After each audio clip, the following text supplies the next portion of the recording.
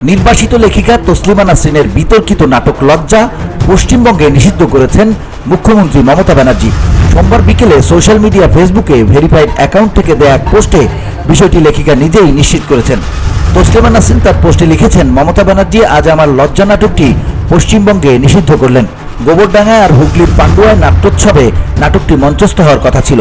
2 মাস যাবৎ বিজ্ঞাপন যাচ্ছে নাট্যোৎসবের, আর আজ বলা নেই কওয়া নেই হঠাৎ মমতা ব্যানার্জির পুলিশ এসে জানিয়ে দিল সব নাটক মঞ্চস্থ হবে শুধু লজ্জা ছাড়া। এই লেখিকা উল্লেখ করেছেন, নবপল্লী নাট্য সংস্থা দিল্লিতে 3বার নাটকটি মঞ্চস্থ করেছে, 3বারই প্রেক্ষাগৃহ পূর্ণ ছিল। তিনি লিখেছেন, পুলিশ জানিয়েছে লজ্জা মঞ্চস্থ হলে মুসলিমরা নাকি দাঙ্গা বাঁধাবে।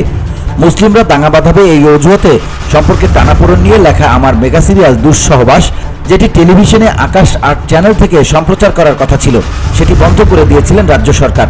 লজ্জার ঘটনা বাংলাদেশের। কী কারণে পশ্চিমবঙ্গের মুসলিমরা বাংলাদেশের ঘটনা নিয়ে দাঙ্গা বাঁধাবে আমার বোধগম্য নয়। মুসলিমরা দাঙ্গা বাঁধাবে এই অজুহাতে আমাকে একসময় পশ্চিমবঙ্গ থেকেও বের করে দেওয়া হয়েছিল। সবশেষ তসলিমা নাসরিন লিখেছেন, যারা দাঙ্গা বাঁধাতে চায় তাদের বিরুদ্ধে ব্যবস্থা না নিয়ে শিল্প সাহিত্যকে নিষিদ্ধ করা হয় কেন? শিল্প সাহিত্যের কণ্ঠরোধ করা হয় কেন?